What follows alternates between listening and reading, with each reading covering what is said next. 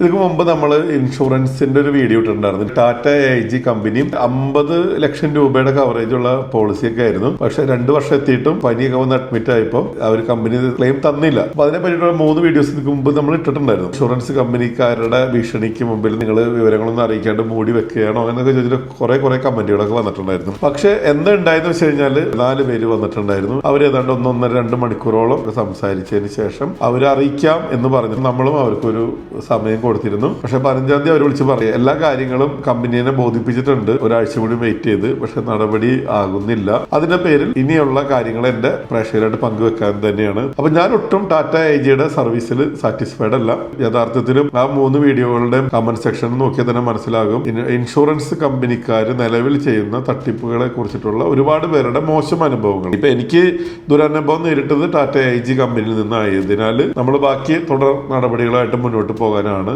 തീരുമാനിച്ചിരിക്കുന്നത്. എല്ലാവരും ചോദിക്കും ഏതാണ് നല്ല ഇൻഷുറൻസ് കമ്പനി എന്നുള്ളത്. പ്രത്യേകിച്ച് ഇന്ന കമ്പനി നല്ലത് എന്ന് പറയാനില്ല. അപ്പോൾ ഏതാണ് നല്ല ഇൻഷുറൻസ് എന്നുള്ളത് നിങ്ങൾ തന്നെ ആലോചിച്ച് മനസ്സിലാക്കിയിട്ട് എടുക്കുക. അതുപോലെ നല്ല ഏജന്റുമാരിൽ നിന്ന് എടുക്കുക. എന്തെങ്കിലുമൊക്കെ ഒരു കാര്യങ്ങളൊക്കെ ഉണ്ടെങ്കിൽ നിങ്ങൾക്ക് സപ്പോർട്ടീവായിട്ട് നിൽക്കുന്ന ഏജന്റുമാരായിരിക്കണം. അത് അവർക്കൊരു സപ്പോർട്ടാണ്, നമുക്കൊരു സപ്പോർട്ടാണ്. കൂടുതൽ വിശേഷങ്ങളായിട്ട് നമുക്ക് അടുത്ത വീഡിയോ കാണാം. അതിലെല്ലാവർക്കും